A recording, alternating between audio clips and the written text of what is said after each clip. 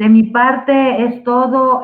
Rodrigo, estoy abierta a cualquier retroalimentación, información, comentarios, preguntas. Muchas gracias. Muchísimas gracias, Marta. A todos les decimos que, bueno, ahora vamos a arrancar con el tema de preguntas, consultas que quieran hacer todos los que están viendo la conferencia en el día de hoy. Y bueno, siempre soy el primero para romper el hielo y para que los apicultores y la gente interesada en este interesante tema que es el marco regulatorio internacional de la miel, hagan sus consultas. Estuvimos hablando de la mitraz y del Cumafos. Sí. Y con respecto a productos o antibióticos orgánicos, llamámosles el timol, el ácido oxálico, ¿qué se espera de eso? ¿O en qué se encuentra el Códex en ese tema de tratamientos con productos orgánicos? Sí, Rodrigo, gracias. Pues estos compuestos que tú acabas de mencionar, pues han sido los que ahorita están siendo utilizados y sobre todo en estos productos de miel orgánica, porque pues hasta donde sabemos pues no van a causar un residuo dentro de la miel. Sin embargo, ya hay análisis para poder detectarlos. El Codex Alimentarius, como yo les comentaba, desafortunadamente, mientras no se les proporcione información, ellos no trabajan por sí solos, ellos trabajan con la información que los países ofrecen. La parte de la miel siempre ha sido un tema de mucho debate dentro de las reuniones porque urgen que tengamos límites más como las que vimos, recomendaciones de gestión de riesgo para no prohibir, sino invitar a los gobiernos a no utilizarlas porque no hay evidencia. Desafortunadamente, no se ha proclamado ninguna de estas entidades importantes acerca de esos compuestos. Sabemos que son utilizados y son utilizados justamente porque no causan alguna residualidad y por ende pues de todas maneras, pues los apicultores deben de tener información o deben de tener pues algo en donde ayudarse para poder mantener o controlar dentro de sus apiarios la seguridad, ¿verdad? Sin embargo, documentalmente no hay nada. Y es muy triste porque no podemos tomar decisiones claras si no existe esta información. Muchas veces, y yo te comentaba en el pasado, cuando se decía que no había límites, se entendía o así se comprendía que como no había límites, entonces se podía utilizar. Esto ha cambiado, las regulaciones internacionales ahora dicen, si no hay límites, eso no está permitido usarlo.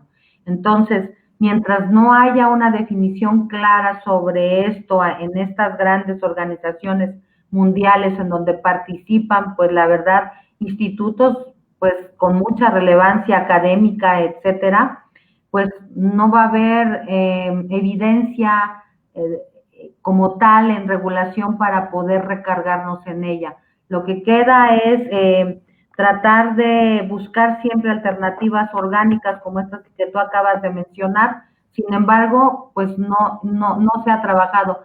El año que viene toca reunión del comité del Códex Alimentarios, entonces seguramente volverá a ser tema y yo sé que Argentina siempre sus delegados llevan cartas importantes y que son soportadas por todos los países latinoamericanos en donde siempre estamos empujando porque existan evidencia que nos puedan llevar a tener esta claridad sobre el establecimiento de algo o que nos den recomendaciones del no uso o que nos den alguna indicación de alguna parte de seguridad para poderlos utilizar en el día a día. Perfecto, ya vemos que empiezan la gente a hacer preguntas y voy con mi segunda pregunta. Sí. Hablamos sobre contaminantes y ahora quiero llevarla al tema de adulteración. y más precisamente a la nueva adulteración, que es con el jarabe de arroz. ¿Cómo se va a comportar el Códex con ese tema que tantos países están denunciando, que desde Asia viene la miel adulterada o falsificada con jarabe de arroz? Les voy a comentar algo que se ha tocado en las reuniones del Códex. Desafortunadamente ni siquiera hay establecidos límites para los compuestos que son, digamos, que pueden ser a lo mejor rutinariamente identificados, que puedan ser utilizados. La parte de la adulteración aún ni siquiera se ha asomado. Seguramente esto vendrá en las futuras reuniones, pero lamentablemente, y déjenme decirles, para que una definición del Códex pueda suceder, hay pasos específicos que se llaman el trámite y van pasando en diferentes pasos del trámite. A mí me ha tocado ver trámites tan largos como 10 años o quizás poco menos, poco más. Entonces, para que finalmente ahí en los trabajos, y créanme que hay un esfuerzo bien importante porque las reuniones son de una semana, pero se generan grupos de trabajo, incluso desde hace muchos años ya existían los grupos de trabajo electrónicos, porque obviamente pues participa gente de todo el mundo, en donde se les pide a los países que envíen la información, se trabaja, se envía la información a los grupos del YECFA, que son los expertos de la FAO, de la OMS, para que ellos puedan con esa evidencia sustentar lo que se vaya a proponer en esas reuniones del Códex. Pues primero tienen que pasar esos pasos en donde primeramente se tienen que definir prioridades. Esta yo entiendo que es una prioridad realmente importante porque tiene que ver, pues, por una parte con la parte de inocuidad y calidad, sobre todo de la miel, pero también en la parte que seguramente todos nuestros países están sufriendo sobre el comercio equitativo. Entonces, será un tema seguro de estas próximas reuniones. Hoy por hoy no hay establecido aún nada. Usted participó en varias reuniones del Códex y estuvimos hablando de la cantidad de miembros y países que pertenecen al Códex. Apimondia, como organización internacional de apicultores, ¿participa alguna asociación de algún país en particular en esas reuniones o es solamente el Estado de cada país que participa? Gracias, excelente pregunta y qué bueno que me lo comenta porque yo lo tenía en la mente y no lo expliqué. Las delegaciones de los países que participan van encabezadas por las personas del gobierno, los funcionarios del gobierno, pero siempre llevan a un grupo de asesores. Ese grupo de asesores son gente de la industria, son gente de la academia, son gente productores, son gente de cualquier ámbito industrial, comercial de los países, porque entre todos, y así cada delegación, por ejemplo, las delegaciones de la Unión Europea son a veces 20 personas, Brasil lleva siempre unas delegaciones muy grandes porque van acompañados de estas personas que van en representación de estos sectores particulares. Entonces, hay mucho cabildeo entre las reuniones para poder, después de las reuniones plenarias, en la tarde siempre hay reuniones de los grupos de los diferentes continentes para apoyar o para sacar a la siguiente día, empujar a que se den las votaciones para algún tema en particular. Entonces, sí participan.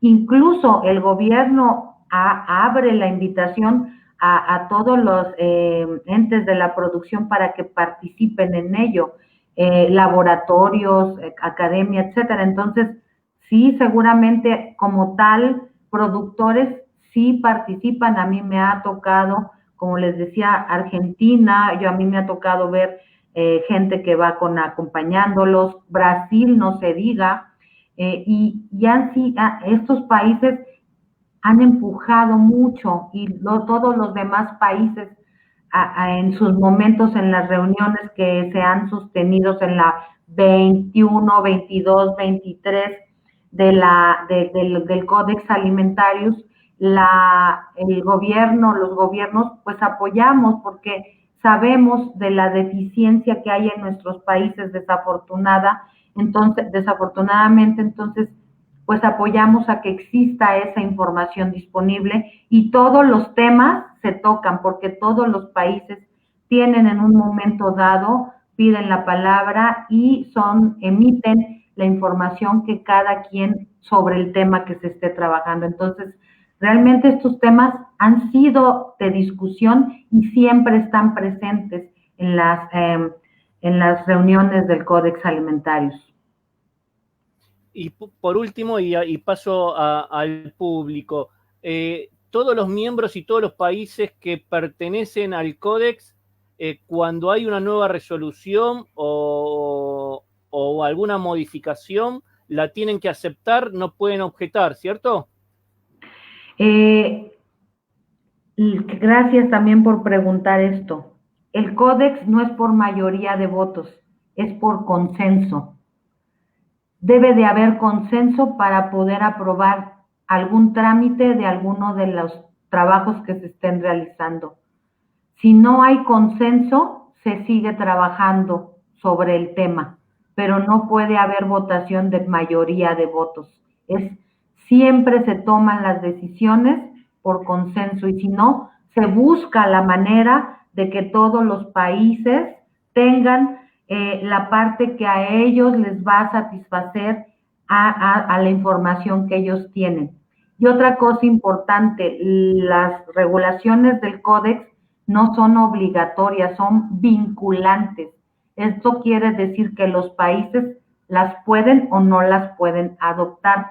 Generalmente todos los países que somos miembros los adoptamos porque participamos en que se den o que se logren esos éxitos en la publicación de esos trámites. Entonces, pues generalmente, y aquí están todas estas normas que están publicadas en Latinoamérica, seguramente si entramos a cada una de ellas y cuando vayamos a ver la referencia bibliográfica, vamos a encontrar Codex Alimentarius, porque todos estos países participan y entonces para eso participamos, para adoptar esta información que ahí se trabaja.